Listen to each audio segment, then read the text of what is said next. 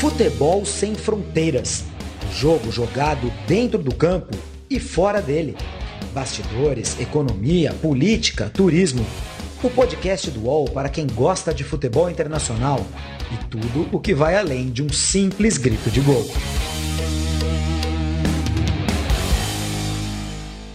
Olá, muito bom dia, boa tarde, boa noite. Está no ar o Futebol Sem Fronteiras número 40, comigo e com o Jamil Chad. A gente vai falar hoje sobre o cerco ao dinheiro. O cerco, a gente falou nos últimos 20 anos, a gente está falando de clubes sendo comprados, do futebol mudando, né, as forças geopolíticas do futebol mundial, o equilíbrio de forças do futebol europeu ficando completamente desequilibrado, digamos assim, pelo dinheiro que vem da Rússia, pelo dinheiro que vem do Oriente Médio, pelo dinheiro que vem do petróleo, enfim, de vários lugares do mundo. E a gente está em dias, por razões completamente diferentes, de um cerco grande a duas dessas figuras, né, que marcam o futebol europeu. Roman Abramovich, por ser russo, por ser um oligarca, por ser um aliado de Putin, a gente vai falar muito sobre isso. Roman Abramovich teve os bens congelados pelo governo britânico. O que isso quer dizer para o Chelsea? O Chelsea não pode mais vender ingresso, não pode mais vender jogador, não pode mais vender uma camiseta na lojinha. O Jamil Chad vai explicar tudo isso para a gente. E o cerco ao Al-Khelaifi, Nasser Al-Khelaifi, o dono do Paris Saint-Germain, um dos donos, digamos assim, do Qatar, né, o braço do Qatar na Europa. Tem o Paris Saint-Germain, mas tem também um canal de televisão, enfim, tem direitos de televisão envolvidos, tem muito mais coisa envolvida, e os suíços pediram a prisão do Al-Khelaifi. A gente vai entender tudo isso no podcast Futebol Sem Fronteiras número 40, além, claro, de falar de futebol. É que por trás do jogo, meu caro Jamil Chad, o jogo por trás do jogo continua rolando e está forte, hein? Júlio, bom dia aí para vocês do Brasil. O jogo por trás do jogo explica muito. Eu fico só imaginando a torcida do Palmeiras como não gostaria que isso tudo tivesse acontecido um pouco antes, né? Porque certamente estaremos falando de um outro time, de uma outra situação. Eu certamente te diria que, eventualmente, esse Chelsea, abalado por tudo isso que está acontecendo, talvez não chegaria com a mesma capacidade de reação, ou pelo menos com a mesma concentração, Júlio, naquele Mundial de Clubes que acaba de acontecer. Mas vamos aos fatos, pelo menos por enquanto. Eu digo por enquanto porque, Júlio, estamos no meio de uma guerra. Literalmente estamos no meio de uma guerra, e essa guerra se transformou, basicamente, no centro de todas as atenções militares, políticas, diplomáticas, mas também econômicas. E aí esse é o ponto principal. Só para a gente entender qual é o objetivo, neste momento, do Ocidente, de algumas potências ocidentais, é de sufocar o governo Putin, é de sufocar a economia russa para obrigar o Putin a mudar de ideia, ou pelo menos punir Putin pela invasão na Ucrânia. Esse é o ponto principal, esse é o ponto central dessa história. Tudo que a gente for falar aqui de Chelsea, a gente tem que lembrar que esse é o ponto principal. Agora, por que punir um oligarca? Por que ir atrás do dinheiro do Abramovich? Não só dele. Para você ter uma ideia, Júlio, aqui na Europa já são 850 russos que estão na lista negra, basicamente, das sanções. Então, não é só o Abramovich. Estamos falando de 850 russos que não podem viajar mais para a Europa, estão com seus os bens confiscados. Está tendo uma coisa que eu tenho certas dúvidas sobre isso, mas, enfim, digo, sobre a eficácia disso. A polícia dos vários países, da França, da Itália, da Espanha, está correndo atrás dos iates desses oligarcas para confiscar esses iates. E hoje temos o confisco de todos os bens do Abramovich. Por que eu estou falando isso? Porque a gente precisa entender quem são esses oligarcas. Putin não governa sozinho. O Putin governa com a base, justamente, dessa elite econômica do país. Essa elite econômica do país, em troca de proteção, em troca de contratos milionários com o Estado russo, e em troca, justamente, dessa aliança, ganham, justamente, ou dão a lealdade ao governo Putin. Não questionam, não vão lá e financiam um candidato de oposição, não vão lá e tentam derrubar o governo, que é um governo vamos ser muito claros aqui, que de democracia está longe de existir. Então, é essa a função desses oligarcas. Então, quando a Europa, os Estados Unidos, esses países vão lá e confiscam os bens dos oligarcas, não estão punindo os oligarcas só, eles estão minando a base do Putin. Então, é só para a gente entender por que isso é importante. E aí vem o teu amigo Abramovich. Eu ouvi falar que você ia muito no estádio lá dele, mas depois você me conta essas histórias. Mas eu ouvi falar que você ia muito lá. Centro de Londres, tal, lugar bonito. Inclusive. Eu já cruzei Abramovich ali, saindo pela porta dos fundos do hotel lá em Londres, numa dessas coberturas de seleção brasileira, mas tinha muita segurança em volta dele, ele fez um joia e tal. Eu falei, o dinheiro, ele fez assim, não tem, seguiu, não tem, hoje não tem. Ele achou que eu fosse um pigmente. Ele fez assim, né? E eu era. Assim. Ele fez assim. Não tenho. Hoje não. Mas o que aconteceu? Vamos só o governo britânico então anuncia medidas drásticas. Eu considero isso como uma medida drástica. Ele faz o quê? Congela todos os bens do Abramovich. Você quer falar antes? Só uma coisa rápida, Jamil. A gente vai falar mais para frente do Alkelife, do PSG, né, do barraco que teve ontem no Santiago Bernabéu com o dono do PSG e por que está sendo pedida a prisão dele. A gente vai começar antes falando aqui no podcast Futebol Sem Fronteiras de hoje, do Abramovich, do que vai acontecer com o Chelsea, mas eu só queria fazer um parênteses, né? Esse cerco aos oligarcas, não sei o que você acha, Jamil, me parece ter sentido. Assim, quem tem dinheiro de verdade está sendo pressionado a chegar lá no Putin e falar, amigão, chega de guerra, não dá, os caras estão confiscando meu jatinho, meu iate, todo esse dinheiro aí que a gente avolumou ao longo dos anos está indo para o vinagre porque você resolveu fazer uma guerra, certo? Isso tem sentido. Cancelar estrogonofe no restaurante não dá, né, gente? Aí o Putin não vai parar a guerra porque o Ocidente resolveu cancelar o balé, o estrogonofe, entendeu? E os jogadores russos não podem mais jogar bola. Né? Essas não são razões suficientes para o Putin parar a guerra. Congelar os ativos do Abramovich, aí é uma explicação um pouco mais plausível. Então, o que fez o Boris Johnson, Jamil? Mas antes, você tem toda a razão, Júlio. Sinceramente, o Dostoiévski não tem nada a ver com a história, ele não era nem nascido. Né? O Yuri Gagarin. O Strogonoff é uma delícia. Exato. Então? É culpado. Né? O Strogonoff não é culpado. Vamos colocar assim para a gente ver se a gente coloca. Agora, sim, o Putin é criminoso? Sim, o que está acontecendo nos últimos dias deixa isso muito claro. Agora, não é culpa que esse cancelamento da cultura russa, não que eu seja um apaixonado pela cultura russa, aliás, eu gosto de algumas coisas, não gosto de outras e tal, mas assim, esse cancelamento, essa guerra nuclear virtual que está rolando, porque é isso, né? McDonald's sai da Rússia, Starbucks também não vai para a guerra porque não tem mais cheeseburger na Rússia, gente. Entendeu? Então, McDonald's sai da Rússia, Starbucks sai da Rússia, não sei o que, tudo cancela. Vai empurrando a Rússia lá para o colo da China, porque o país não vai deixar de existir, né? Não vão apagar do mapa o país, vai continuar existindo, vai continuar tendo petróleo, vai continuar tendo gás, vai continuar tendo arma nuclear, vai continuar tendo um ditador no poder, vai continuar tendo tudo isso. E eu não sei se esse cancelamento faz bem, assim, porque uma hora a guerra acaba, né? E aí, entre os povos, fica uma...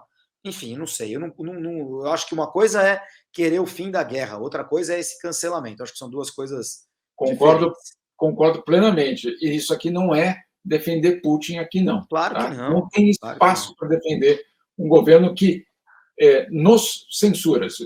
Nós, da imprensa, nós temos que ser os primeiros a falar, não dá esse governo. Por quê? Porque vai tentar trabalhar como jornalista na Rússia. Não existe essa possibilidade. Então, não tem nenhuma dúvida aqui do que a gente está falando. Agora, você tem toda a razão. Cancelar o Strogonoff e o curso de Dostoiévski é um problema. Ô, Jamil, e é uma cara de pau cancelar o Abramovich agora. É uma cara de pau por parte dos ingleses. E você vai explicar isso melhor. Porque, fazendo até elogiando nossos colegas jornalistas ingleses, que vários deles são umas malas, hein? Mas, enfim, isso fica entre nós, ninguém está ouvindo. O Roman Abramovich é contestado. O dinheiro do Abramovich. A pergunta é, mas que dinheiro é esse? Quem é esse cara? Essa pergunta é feita lá pela imprensa na Inglaterra há 20 anos. Foi feita por tanto tempo, 20 anos não, vai em 2004 que ele comprou, né? 18 anos. Há tanto tempo é feita essa pergunta que até pararam de fazer. E realmente normalizou-se o Abramovich. Mas aí agora, porque o Putin resolveu fazer uma guerra, agora a Inglaterra está preocupada com o dinheiro do Chelsea, né? Quer dizer, a compra do Newcastle lá pela ditadura da Arábia Saudita também está tudo certo, né? A dinheirama que entra no Manchester City lá de Abu Dhabi também está tudo certo. E vários outros, de várias ditaduras, vários dinheiros esquisitos que fazem da Premier League o maior campeonato de futebol do mundo. Não era até começar a entrar essa dinheirama aí, não era nem perto disso. O Brasileirão era melhor que a Premier League em 1995, entendeu? Então, esse dinheiro nunca foi contestado. Aí agora surge uma guerra, Abramovich, né? Essa guerra, nada. A Arábia Saudita faz uma guerra no Iêmen e aparentemente não tem nenhum problema, né? Junto com os Emirados Árabes do Abu Dhabi lá. E não tem nenhum problema. Aquela guerra não tem problema. Aquela ali, não, pode comprar. Né? Então, e não é só esse a hipocrisia, não. Tem uma outra parte da hipocrisia que eu também, e eu acho que é isso que você estava se referindo, o fato de que nós tivemos, já nos primeiros dias da guerra, uma lista de oligarcas que foram punidos, né? Foram sancionados, congelados, etc. E aí a pergunta, por que levou 15 dias para colocar o Abramovich na lista? Sendo que é um dos principais apoiadores, ou principal, talvez, entre os do Putin, do círculo mais restrito. Qual é a notícia de hoje, Jamil? Vamos lá. A notícia dessa quinta-feira, né? Para quem estiver ouvindo o podcast nessa quinta-feira.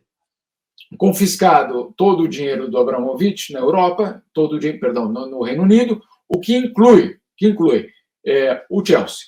Então, o que acontece? O governo britânico foi obrigado a fazer uma licença especial para que o Chelsea continue a funcionar. Porque se você confisca um bem, uma empresa de alguém, a empresa basicamente cessa as suas atividades. Então, para não cessar as atividades do Chelsea, o governo britânico então lançou basicamente uma lei, né, um regulamento para dizer sim, pode continuar funcionando, mas nas seguintes condições. Primeira delas, o Abramovich não pode vender o Chelsea. Você vai, como aí? Como que não pode vender? Você não está falando que congelado, quer, mas se ele vender, ele ganha dinheiro. Aquele nosso plano lá não vai dar certo. Por fora, então. Vai ter que ser muito por fora. Então, por lá fora do planeta. Pô, os caras acham que só porque tem conta na Suíça faz essas coisas. Mas, bom, agora, falando sério, então não pode ser vendido, porque se ele vender, ele se desfaz daquele ativo e transforma aquele ativo em barras de ouro em Singapura, em algum lugar da Ásia, etc. E aí ele resolve o problema dele. Então não pode vender o Chelsea. O Chelsea está proibido de ser vendido nesse momento. Mas não é só isso.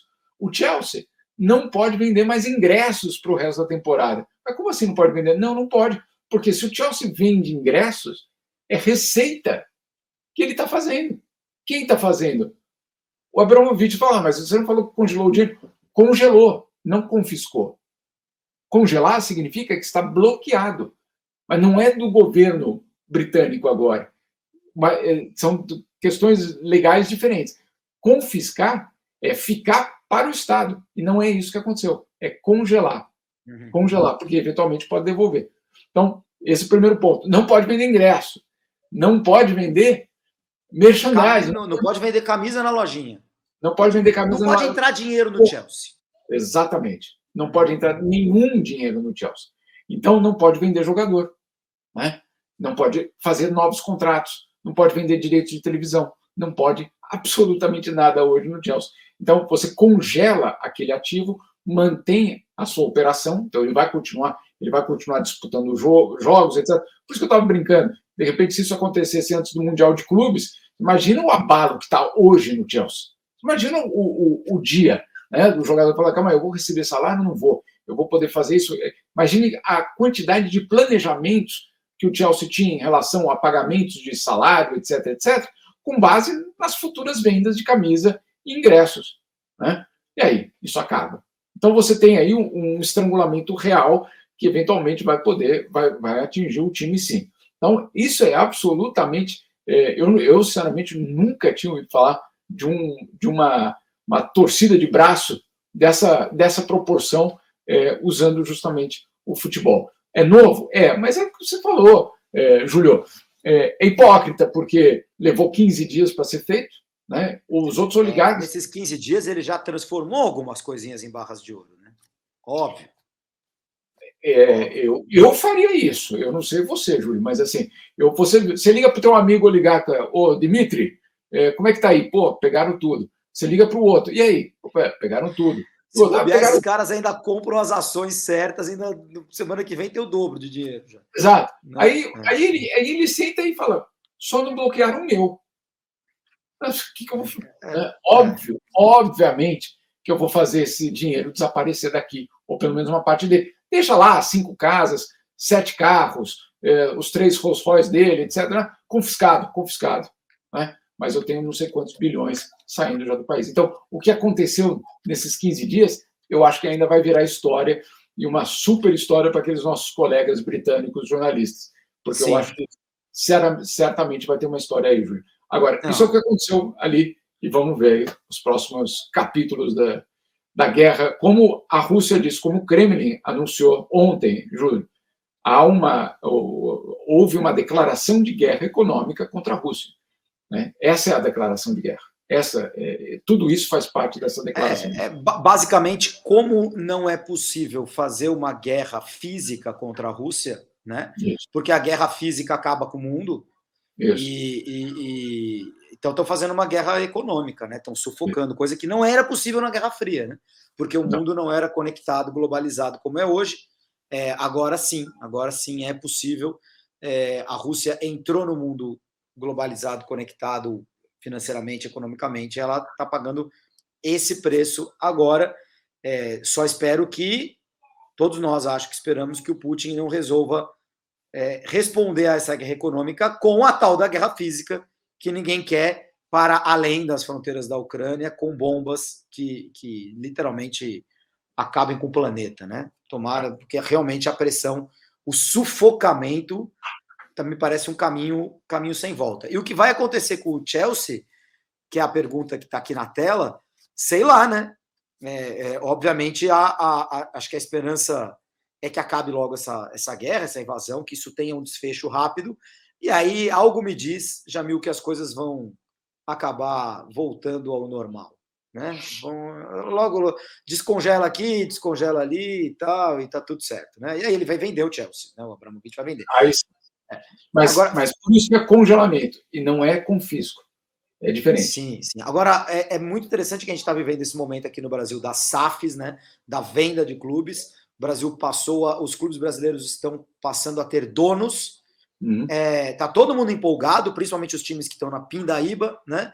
Em segunda divisão, times grandes, cheios de dívidas e tal. Parece aí um americano, um isso, um aquilo, querendo comprar. O Grupo City dizem que está querendo comprar, já falaram no Galo, já falaram no Bahia, lembrando, o Grupo City, que pertence a Abu Dhabi, que é um emirado dos Emirados Árabes Unidos, que também está bombardeando o país lá no Iêmen, também está em guerra, né? Também está envolvido em guerra.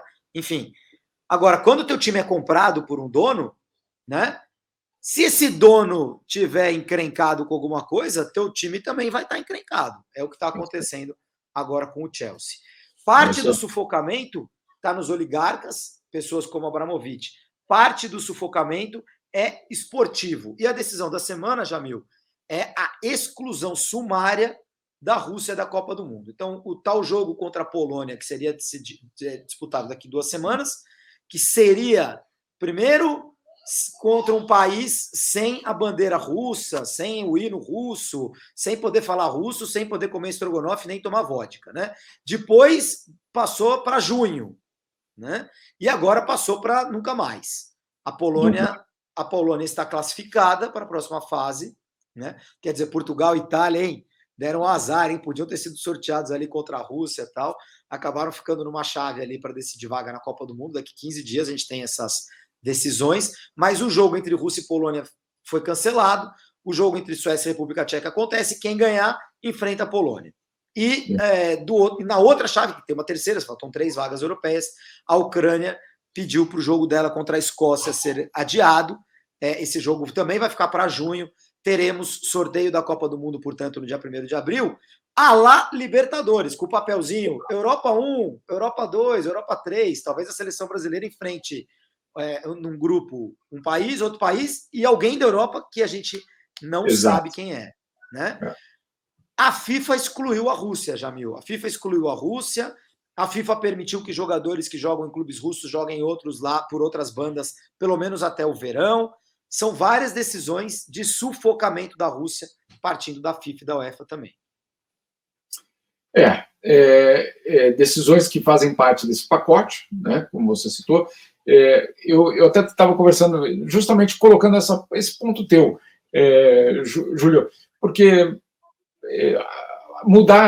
tirar a Rússia da Copa vai mudar a posição do Putin sobre a Ucrânia? Não. Né? Então eu fui lá perguntar, mas então para que isso? Qual é o propósito disso? E a explicação que me deram, eu não vou dizer que eu concordo, não é isso, mas é a explicação. A gente está aqui também para explicar o que é que acontece nos bastidores e por que decisões são tomadas. Então, essa decisão específica de esporte, e aí não é só a Copa do Mundo, também no COI, era para mandar uma mensagem para a população, Júlio, segundo eles. Para a população dizendo, continuem apoiando o seu ditador e vocês não vão ter nem para quem torcer na Copa do Mundo.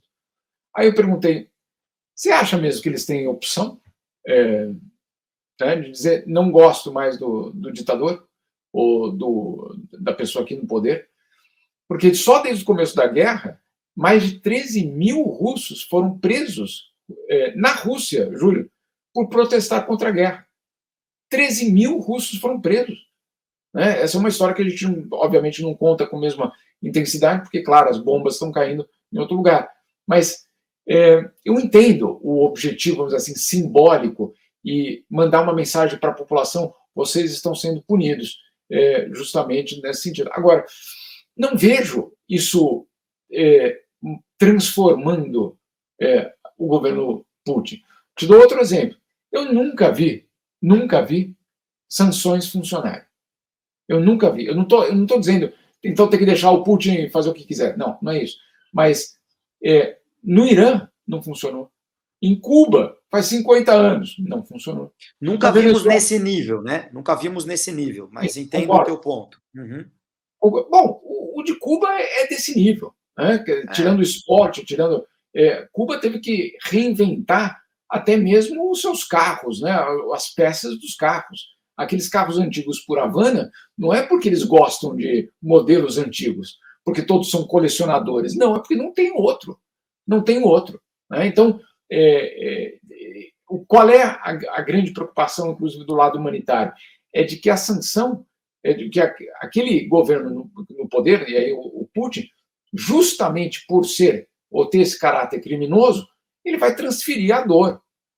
Você acha que ele vai assumir a dor da sanção? Não. Ele vai exigir sacrifícios da população. Estamos em guerra. O Ocidente é o mal. Cabe à população também reduzir o aquecimento. Lá não é tanto problema esse, mas fazer reduções dos seus gastos, pensar de outra forma a relação com o mundo, etc. O sofrimento vai acabar sendo da população e não do regime. Né? Então, isso que as sanções mostram isso ao longo da história, que é muito difícil você ter uma transformação. Mas vamos ver, não estou dizendo que esse é o mesmo caso, mas pelo menos é o que a história nos mostra. Então, eu acho complicado e também vale lembrar, não ouvi nunca alguém falar em suspender os Estados Unidos da Olimpíada ou da Copa do Mundo porque invadiram o Iraque, nem o Afeganistão, nem a Arábia Saudita no Iêmen, nem tantos outros países que fizeram as coisas muito parecidas. Vai falar, mas agora ele não tinha razão. Não tinha. Concordo. E é crime. Não tem nenhuma dúvida disso. Mas vai lá perguntar para quem foi invadido pelas tropas americanas se aquilo lá também não foi. Quem tinha razão, né? Razão é algo muito subjetivo, né? Razão é algo muito subjetivo. Muito complicado. Agora, não é porque os americanos fizeram, desculpa, só para completar, que a gente devia falar, Ah, não, então o Putin também pode, porque os americanos. Não, ninguém pode. Ninguém Sim, pode. É o exatamente. contrário, ninguém pode fazer isso. Putin não pode, ele precisa ser responsabilizado por cada imagem dramática que a gente vê de crianças sofrendo nessa guerra. Ponto. Agora, a FIFA tira a Rússia da Copa do Mundo e a Rússia entra no Comitê Arbitral do Esporte, aí na Suíça, aí onde você está. É que os... Quem é que está lá no Comitê Arbitral do Esporte para decidir isso aí, Jamil? Deve ser um pessoal do Ocidente, né? Acho É, eu. mas vai ser muito interessante, só para a gente entender o que o Júlio disse.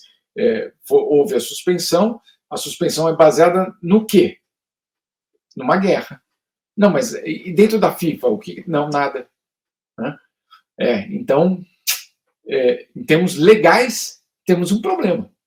Porque isso é uma punição por algo que acontece fora do futebol, fora da FIFA e fora do mundo dos esportes. Então, não tem ali no pacote. Fora da Federação Russa de Futebol. Claro, Que não, claro. Você não é pode quem até dizer, joga, não, mas não a é quem joga Federação bomba. Russa. Você pode dizer, não, mas a Federação Russa é o braço do Putin. Certamente, mas ela acontece fora. Né? Então, qual é o argumento agora? Os russos, então, apresentaram no Tribunal Penal. No Tribunal Arbitral dos Esportes, aqui em Los Angeles. É que é muito tribunal que a Rússia está envolvida atualmente, viu? Tem o Tribunal Penal Internacional, tem o Tribunal Internacional de Justiça, tem a comissão de inquérito aqui em Genebra. Só não está no Pequenas Causas, né? No Pequenas Causas eles não estão. É só coisa grande. Esse aí está transbordado, né, no caso. No Tribunal Arbitral dos Esportes, que fica aqui em Los Angeles, então, a Rússia ontem apresentou um recurso. Qual é o recurso? De que a suspensão do futebol é arbitrária. O que quer dizer arbitrária? É sem motivação legal, você não trouxe uma motivação legal. Ó, vocês fizeram isso aqui, ó, vocês cuspiram na cara do juiz. Então, fora. Ou houve mortes nos estádios durante o. Não, tampouco. Então, Doping, qualquer coisa, né? Não tem nada a ver com o esporte, simplesmente. Não. Então, vai ser muito interessante ver como que os árbitros do tribunal vão avaliar esse caso. Porque eles são obrigados a pegar a Constituição, ler a Constituição e dizer, ó, aqui, ó, você violou essa lei aqui. E aí? Qual lei que eles vão encontrar para justificar isso? Vai ser muito interessante esse caso. Porque ele é simbólico, Júlio, porque ele vai, inclusive, redefinir aquele nosso papo política e futebol nunca se misturam. Né?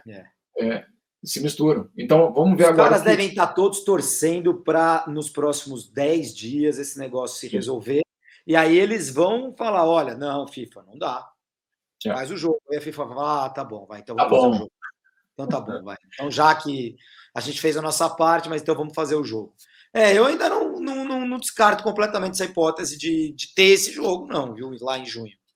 Lembrando que a primeira reação da FIFA não foi a exclusão da Rússia. Não. Foi, não pode bandeira, não pode hino, né? Tem que, sei lá, usar o short do Rock Balboa e, né, tomar tequila, não vodka, e aí pode jogar. Sei lá, vamos ver, vamos esperar. Em vez de estar escrito Rússia com as letras cirílicas, tem que estar escrito Rússia com as letras ocidentais. Ocidentais, exatamente. Eu dizer isso, tão ridículo que era a decisão. Mas país da neve, tem que estar escrito. Isso. Alguma coisa desse país tipo. Que tem a capital Moscou e que tem 1/6 do território do planeta. Ótimo, já sabemos. Exatamente. Vamos ver. Eu acho que essa decisão realmente vai depender muito do que vai acontecer com a guerra. Se a guerra se estender por mais 2 meses, lógico, ela vai ser mantida e os juízes aí na Suíça vão dar um jeito de arrumar alguma brecha ali na lei, alguma leitura para que essa exclusão seja mantida, né? Se a guerra acabar, se algum acordo for realizado, não me parece estar muito perto, né, Jamil? Tá estranho o negócio. Aí se algum acordo acontecer, se algum acordo acontecer, aí talvez esse jogo entre Polônia e Rússia até seja realizado. Por falar em juízes suíços, Jamil, mudando de assunto, mas ficando na tua geografia aí, a Suíça pede, o Ministério Público da Suíça pede a prisão do teu amigo Jerome Valk, né, com quem você comia estrogonofe junto, e do dono do PSG, o Al-Khelaifi. O dono do PSG, um dos sheiks, emires, sei lá qual é o termo lá no Catar, você vai explicar melhor. E não sei se isso tem a ver com o PSG. Explique melhor. Por que a prisão do Al-Khelaifi foi pedida? Vamos lá. É um processo que corre aqui na Justiça Suíça. O Ministério Público da Suíça já há alguns anos abriu um caso contra o, né, hoje presidente do Paris Saint-Germain, mas não por ele ser presidente do Paris Saint-Germain. Na época, ele comandava a BEIN, que é vamos dizer assim, o braço midiático do próprio Qatar no mundo dos esportes. E aí, o que é que acontece nessa história? A acusação é de que ele teria feito uma espécie de pacto de corrupção com um certo Jerome Valk para que a sua empresa levasse os direitos de transmissão da Copa do Mundo de 2026 e 2030. Copas que não aconteceram ainda, mas que foram vendidas para a empresa dele, para que eles tivessem, principalmente, aí não é no mundo inteiro, mas são os direitos, principalmente nos países africanos e em vários países árabes. Essa é a acusação principal, de que houve um acordo entre quem era, na época, o número 2 da FIFA, o Jerome Valk, a gente conhece bem no Brasil, ele foi basicamente o CEO, né, da FIFA durante a Copa do Mundo, era o que chegava nas inspeções do Maracanã, no Itaquerão. Falava etc. Aquele monte de barbaridade, né? Um monte de barbaridade, tratando realmente o terceiro mundo como terceiro mundo. Exatamente. Um babaca, falando português bem claro. Né? Foi o que falou... Além de picareta. Exato. Foi o que falou que o Brasil merecia um chute no traseiro, que aí depois a gente entende que, na verdade, e esse era o pacote que era feito, que você criava condições ou critérios, que aqueles critérios para eles serem atendidos só por via de empresas X e Y, que eram, obviamente, empresas próximas desse pacote de construção de estados, etc. Então, enfim, é uma outra história, não vamos entrar nisso, senão a gente se perde aqui na linha, mas aquele rapaz que, inclusive, colocou o filho dele para trabalhar no Maracanã durante a Copa do Mundo, para lembrar de tudo isso, ou seja, o pacote é maior, Júlio, ele é acusado, então, de ser do lado da FIFA, o que foi, entre aspas, subornado pela empresa do presidente do Paris Saint-Germain hoje. Tá. Essa é a acusação. Eu não estou dizendo que eles foram condenados, essa é a acusação. O Ministério Público, então, apresentou essa acusação. O Tribunal Suíço aceitou a acusação e o processo, na verdade, o julgamento começou nesta semana. São vários dias. Mas qual é julgados ainda, né? É um pedido do Ministério Público, agora vai ter julgamento, etc. E tal, o julgamento está acontecendo neste momento, são vários dias, porque você precisa ouvir as testemunhas, você precisa fazer como eles chamam aqui, cross-checking, então permitir que a mesma pessoa seja indagada pelo outro lado, justamente para poder se defender. Estamos num lugar com Estado de Direito, não é uma ditadura, portanto, a justiça precisa fazer a sua parte. E não é o Catar e nem a Rússia. Não, porque senão a gente estaria, obviamente, caindo nos mesmos erros e nos mesmos perigos. Então, a justiça precisa determinar se o Ministério Público tem razão ou não. Então, ele ainda não é o condenado. Agora, o que é que aconteceu? A grande novidade da semana. Foi pedida a prisão do emir, basicamente, ou do príncipe do Catar, não do príncipe do Catar, do nosso amigo, do presidente do Paris Saint-Germain. Foi pedida a prisão dele e do Valk. Os dois a prisão foi solicitada, se não me engano, 28 meses de prisão para o presidente do Paris Saint-Germain e 36 meses no caso do Valk. 3 anos. 3 anos. Lembrando que, na lei suíça, toda prisão de menos de 3 anos é revertida em multa financeira. Então, nem essa prisão... Cestas básicas. Muitas cestas básicas, mas... Cesta básica na Suíça é caro, hein? Tem razão. Tem fundi na cesta básica da Suíça ou não? Tem uns queijos furados, né? Tem uns queijos furados. Ô, Jamil, e o Ministério Público Suíço fez um PowerPoint, assim, com todas as flechinhas para o Walker Life no meio, assim. Aí tem assim, Bein Sports, direitos de TV, flechinha para o Walker Life. Contrataram Messi, Neymar e Mbappé e os caras não conseguem jogar, flechinha para o Walker Life. Barraco, barraco! Barraco no Bernabéu, flechinha para o Walker Life. Gostou do gancho? Foi bom esse gancho, hein? Ó, todas as flechinhas estão ali no PowerPoint do Ministério Público Suíço, apontando para o Alkelife, porque o Alkelife ontem lá no Santiago Bernabéu, depois da eliminação do Paris Saint-Germain, 3-1 perdeu do Real Madrid, um jogo épico, histórico. Também vou te confessar que eu não aguento mais falar desse jogo, já participei de 2 lives e 200 programas para falar desse jogo. Então aqui no Futebol Sem Fronteiras nós vamos falar só do jogo por trás do jogo. Mas depois daquela noite épica, espetacular ontem, a vitória do Real Madrid 3-1 contra o PSG de virada, virando a eliminatória, se classificando. O fato é que o primeiro gol, alguns amigos concordam, outros discordam, mas eu achei que foi falta ali do Benzema no Donnarumma, no goleiro do PSG, que depois foi sair na mão com o Neymar no vestiário, é o que diz a imprensa espanhola, né? E Neymar cobrou ali o Donnarumma e eles, não sei se chegaram às vias de fato, mas teve uma treta ali no vestiário do PSG.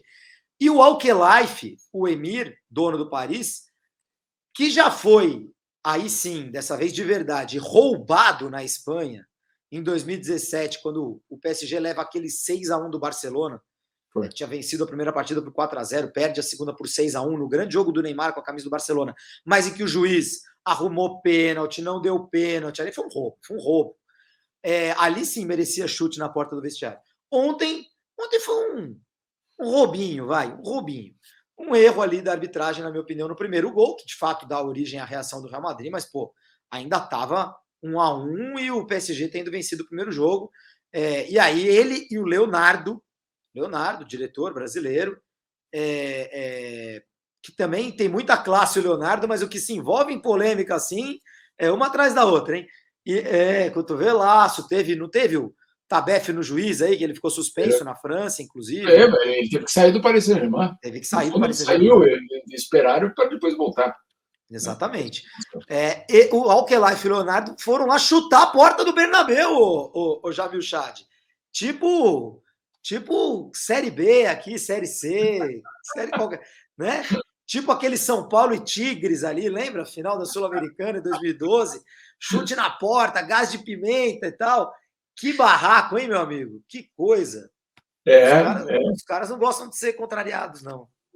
Não, mas essa é uma outra parte dessa história, né? Porque eles, de fato, achavam que esse era o ano.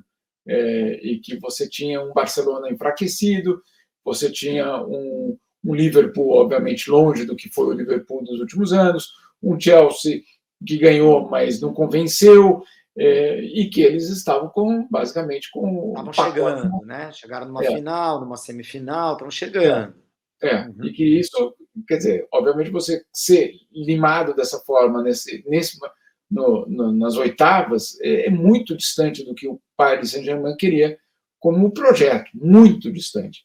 Né? E aí, óbvio, você vive uma situação para o Real Madrid muito confortável, né? Sinceramente. Qual que é a ideia do Real Madrid? Não dentro de campo, fora de campo. É falar, calma aí, vocês novos estão chegando aí, City, Paris Saint-Germain, eventualmente Newcastle, etc. Calma aí, estamos aqui já há muito tempo. Não estamos dispostos a abrir mão e falar, mudou a fase, agora somos parte do passado e vocês são o novo futuro do futebol europeu. Não, senhor. Tem uma hierarquia aqui. Então e gerou muita polêmica aqui, Júlio, esse negócio do barraco, porque foi visto dessa forma, né? Foi visto dessa forma da arrogância. Sim, houve um erro, sim, houve tudo aquilo, mas quando que você vê o Florentino Pérez... Isso não acontece na Europa, né? Chutar vestiário e tal, né? E atrás do Laporta. Imagina o Florentino Pérez chutando uma porta de vestiário. Florentino Pérez, o cara nunca chutou a bola na vida. Não. Então você tem um pouco de uma surpresa. Opa!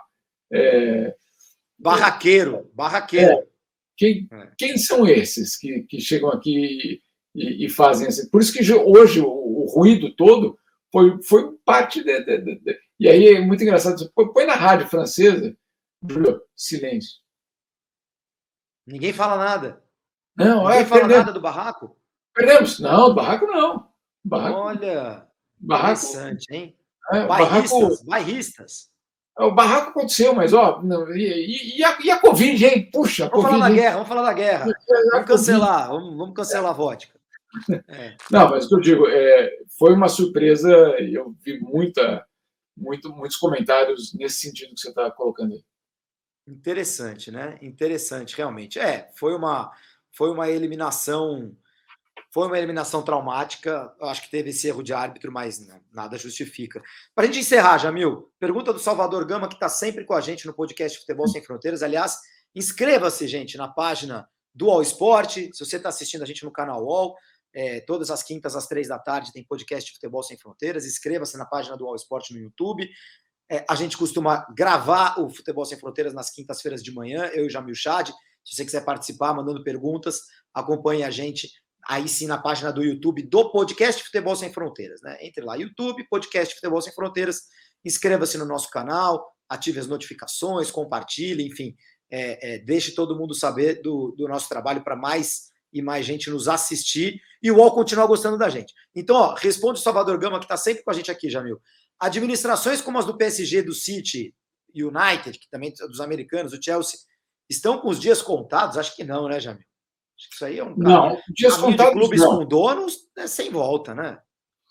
Eu acho que não. Eu acho que o que pode ter é algum tipo de questionamento maior, e aí vai ter uma reação desses clubes dizendo, bom, vamos fazer mais atividades de bairro, social, mostrar que nós somos de fato locais. Adote um país da África.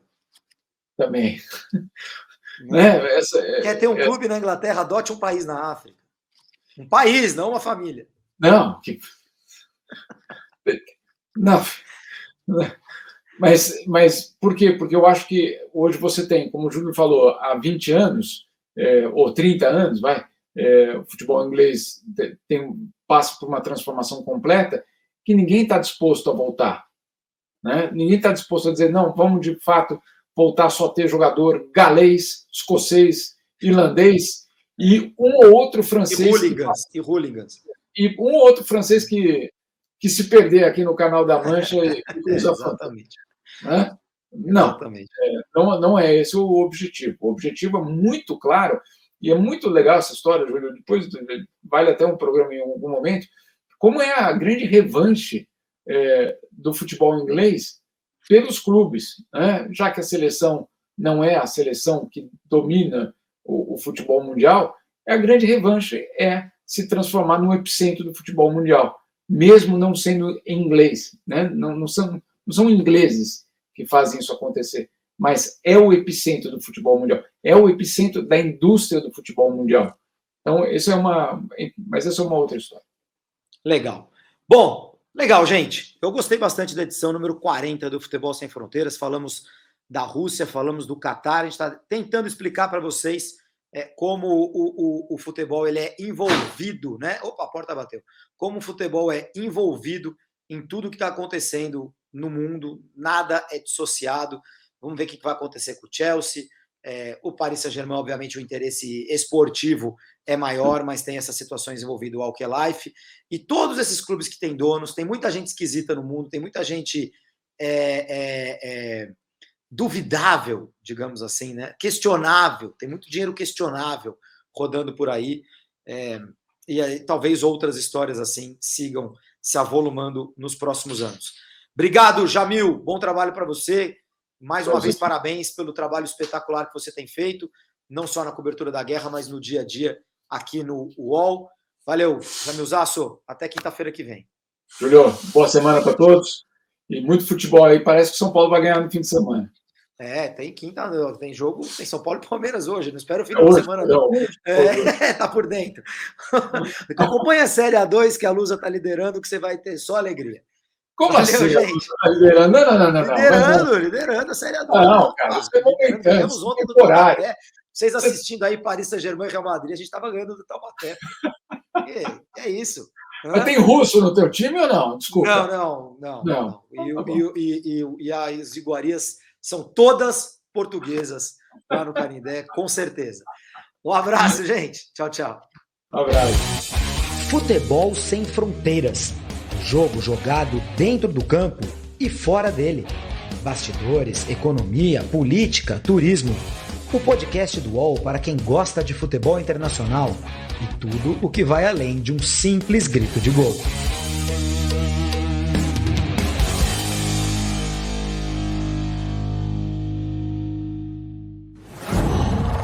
UOL.